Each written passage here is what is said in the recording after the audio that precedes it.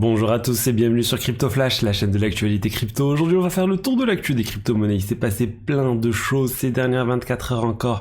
Je vais vous parler d'un airdrop incroyable qui va arriver sur le réseau Ethereum, un moyen de gagner de l'argent, des tokens, en faisant rien. Si jamais vous avez fait une seule chose avant le 31 octobre, je vais vous révéler c'est quoi cette chose et voir si vous êtes concerné.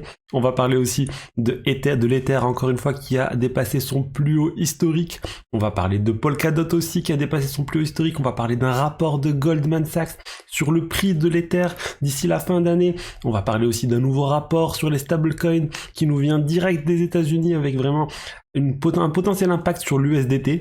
On va parler de plein d'actus différentes, donc n'hésitez pas à regarder toute la vidéo et vous abonner à la chaîne si vous n'êtes pas abonné pour avoir tous les jours une synthèse des meilleures actus sur les crypto-monnaies. N'hésitez pas aussi à me suivre sur Twitter et Telegram, vous avez les liens dans la description. Sur Twitter, je vous poste les divers articles que je vous présente dans ces vidéos. Et je voulais commencer par vous remercier, je remercie tous ceux qui m'ont laissé un message hier de félicitations, ça m'a fait super plaisir. Et on va commencer tout de suite.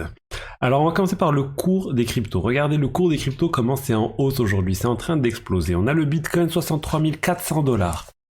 Et surtout, regardez Ethereum 4400 $, on se rapproche des 4500 $, le plus haut historique de l'Ether a été dépassé. Donc c'est une super bonne nouvelle pour Ethereum, c'est en train d'augmenter et ça ne s'arrête plus. Et d'ailleurs, en parlant du cours de l'Ether, on a le rapport de Goldman Sachs que je vais vous présenter dans 2 minutes. Juste avant ça, je note juste que Polkadot a complètement explosé. Polkadot a aussi dépassé son plus haut historique. On peut voir ça ici, on a atteint les 51 $. Donc on est au-dessus du plus haut historique du Polkadot. C'est bien sûr les parachains qui arrivent, il y a les ventes aux enchères qui arrivent dans pas longtemps sur les parachains, donc ce qui fait qu'il y a beaucoup d'intérêt autour du DOT et les gens qui veulent collecter du DOT en prévision de ces ventes aux enchères. Voilà, ça y est, nous on se rappelle juste que Polkadot en fait c'est un écosystème de blockchain et des blockchains interopérables entre eux, et là on va dire vous avez les divers blockchains qui vont être mises en vente, ou en tout cas l'accès à ces divers blockchains en parallèle qui vont être mis en vente pour pouvoir participer et créer des choses sur le réseau Polkadot. On va commencer du coup par l'information sur le rapport de Goldman Sachs. Et je vous fais pas plus de suspense. En gros, Goldman Sachs vient de publier quelque chose où ils disent qu'ils pensent que le prix de l'Ether va atteindre 8000 $ d'ici la fin d'année. Donc 8000 $, on est à 77%, 80% d'augmentation par rapport au cours actuel. Donc c'est vraiment énorme ce qui est en train de... Enfin, c'est cette prédiction de Goldman Sachs. C'est Zero Hedge. Zero Hedge, c'est un blog dans le monde financier qui est assez connu, qui nous révèle ça. Et globalement, ils disent que, tout simplement, il y a quelqu'un de chez Goldman, un analyste assez connu de chez Goldman Sachs, Bernard Zimelka, qui a fait tout un rapport, toute une note sur le prix de l'Ether et aussi le prix des crypto-monnaies. En fait, il a trouvé une corrélation entre l'inflation et le prix des crypto-monnaies. Et avec une analyse graphique dont c'est pas du tout ma spécialité moi, mais ils font plein d'analyses graphiques dans tous les sens. Moi, vous me connaissez, je fais pas de chartisme, je reste juste dans l'analyse fondamentale. Mais en tout cas, les spécialistes de chez Goldman pense que l'Ether devrait arriver à 8000 $ d'ici la fin d'année. Et ça, c'est juste une très bonne nouvelle. Ça me semble pas déconnant comme prédiction. Ils sont pas en train de dire on va arriver à 100 000 $ d'ici la fin d'année. On rappelle juste que les prédictions pour l'Ether sur le très long terme, et notamment avec la triple halving, avec un rapport qui est sorti cette année où il y a des gens qui pensent que l'Ether devrait arriver à 150 000 $ en 2023. Donc bon, il y a plein de prédictions dans tous les sens, celle-là en tout cas de 8000 $ fin d'année, je trouve pas ça déconnant. On va parler maintenant du rapport venant tout droit des États-Unis sur les stablecoins. Donc c'est globalement l'administration Biden qui a publié ce rapport, pour faire simple.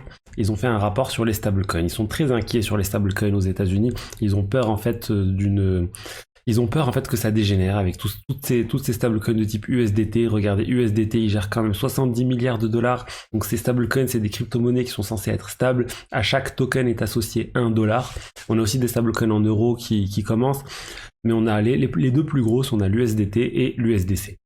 Donc l'administration est inquiète, la SEC, l'autorité des marchés financiers, avait indiqué qu'ils allaient réguler les stablecoins. Donc là on a le rapport qui a été publié. Et globalement ce rapport, qu'est-ce qu'il dit ce rapport sur les stablecoins ? La conclusion en fait c'est il faut qu'aux États-Unis ils sortent des lois sur l'encadrement des stablecoins. Il faut que les stablecoins soient régulés à la même manière que les banques sont régulées. Donc concrètement ça veut dire que pour que Tether, pour que l'USDC puisse continuer d'opérer aux États-Unis, il faut qu'ils aient limite une licence bancaire, qu'ils obéissent à un certain nombre de régulations et des audits, qui est plein de choses qu'ils ne font pas actuellement. Toutes ces sociétés ne sont pas obligées de se faire auditer pour prouver combien ils ont d'argent en banque. Et là, ça crée un risque sur les marchés, ça crée un risque sur le marché crypto, mais les US ont aussi peur que ça dégénère aussi sur les marchés standards, les marchés plus classiques, et que ça crée par exemple une crise si jamais on se rend compte que Tether n'a pas suffisamment d'argent pour couvrir ses 70 milliards d'USDT. Donc là on va sur tout ce qui va se passer, on va surtout sur si les lois qui vont être votées, est-ce qu'elles vont bien se limiter aux stablecoins, parce qu'il y a aussi des gens qui pensent que ça risque de s'étendre un peu plus, et même par exemple aux liquidity providers ou aux exchanges décentralisés qui font appel à des stablecoins. Donc là ça pourrait avoir un impact énorme. Pour l'instant on va pas paniquer, on est principalement focalisé sur les grosses sociétés qui émettent des stablecoins, et c'est aussi une bonne chose en fait pour les stablecoins qui sont plus algorithmiques, on va dire, qui sont pas associés à des entités centralisées. Je pense à des choses comme la crypto de Luna ou le MIM ou d'autres cryptos de ce type qui ne sont pas vraiment impactés directement par ce rapport, parce que en fait c'est beaucoup plus décentralisé que l'USDC ou l'USDT. On va parler maintenant d'une arnaque, d'une grosse arnaque qui vient d'avoir lieu, et ça concerne le token Squid Game. Oui, Squid Game, c'est la série Netflix à succès qui est sortie il n'y a pas si longtemps que ça, la série coréenne. Il y a un token qui est sorti qui s'appelait Squid Game aussi, qui n'a a priori rien à voir avec la série, c'est un token non officiel, et en fait ce token a fait complètement le buzz. Ce token était sur la Binance Smart Chain, il a explosé, regardez comment il a explosé pour ensuite chuter complètement. Tous les médias en parlaient, mais c'était tout simplement une grosse arnaque. En fait les créateurs de ce token, de ce shitcoin on peut le dire, hein, ils ont en fait créé le token ne pouvait pas être vendu, en tout cas pour une grande partie des personnes ne pouvait pas être vendu, pouvait faire que acheter, et une fois que le cours a augmenté, les développeurs ont vendu pour environ 12 millions de dollars. Ils ont cassé le marché, ils ont vendu pour à peu près 12 millions de dollars d'un coup, et forcément, regardez, le cours a complètement chuté, et une fois qu'il est passé à zéro, les développeurs ont autorisé les gens à vendre leur crypto-monnaie, le vendre ce qui restait, mais ça ne valait plus grand-chose. Il faut savoir qu'il y a eu plein d'articles sur des médias traditionnels, de type, je sais plus quel... il y a eu la CNBC, il y a eu plein d'articles différents sur Squid Game, sur le token Squid Game avant que ça crache, donc ça a fait monter le buzz aussi. Il y a aussi sur le site Squid Game, ils ont parlé, ils disaient qu'Elon Musk avait on va dire, soutenait le token Squid Game, alors que ce n'était pas le cas, il avait juste fait un tweet sur Squid Game, la série. Donc bon, encore une fois, attention aux arnaques, attention à tous ces shitcoins, et c'est pour ça, moi, j'évite de vous parler de tous ces shitcoins, je ne fais pas de promotion de shitcoins, c'est pas la peine de me contacter pour en faire, je me limite aux tokens et aux coins qui sont plutôt sérieux. On va parler maintenant du airdrop. Je vous ai annoncé un airdrop incroyable, et en fait, l'ENS, donc l'Ethereum Name Service, c'est les services en fait qui vous permettent d'associer à une adresse Ethereum un nom de domaine, on va dire en .et par exemple, et même .com dans certains cas. Donc globalement, c'est un outil qui existe depuis un certain temps. Il y a plein de gens qui ont enregistré des noms de domaine ENS. Et là, l'information, c'est que tous ceux qui ont déjà enregistré un nom de domaine ENS, vont pouvoir collecter le token qui va bientôt être lancé par l'ENS, qui va s'appeler ENS Token. Donc globalement, ils vont faire un airdrop. Si vous aviez un nom de domaine ENS avant une date donnée, avant la fin du mois d'octobre, vous allez pouvoir tout simplement participer à ce airdrop et avoir gratuitement de l'argent. Donc de l'argent, ce token en question. Donc là, c'est une bonne nouvelle. Honnêtement, il y a très peu de personnes qui s'attendaient à ça. Les gens ne pensaient pas vraiment que qu'un token allait être associé à ce service, sachant qu'en fait ce service n'avait pas forcément besoin de token. L'argument, c'est ils ont besoin d'avoir une organisation décentralisée pour pouvoir maîtriser et gérer correctement tout l'argent que ce service génère. En fait, l'ENS, ça génère énormément d'argent. Actuellement, ils sont dans un wallet multi-signature, et ils voulaient vraiment que ça soit encore plus décentralisé, que ce soit la communauté qui gère tout cet argent pour voir ensuite comment faire. Moi, c'est quelque chose qui me gêne un peu sur ce Ethereum Name Services. J'ai du mal à comprendre pourquoi il faut payer tous les ans pour enregistrer et garder son nom de domaine. On n'est pas sur les services en .com ou .fr. Là, c'est censé être des NFT qu'on garde. Les NFT, on les garde, on les loue pas. Mais bon, ça permet au service d'avoir plus d'argent. On va voir ce qu'ils vont nous sortir grâce à ce service. Mais en tout cas, il y a plein de critiques sur ce sujet, sur le fait de créer des tokens là où il n'y a pas vraiment besoin d'avoir de tokens.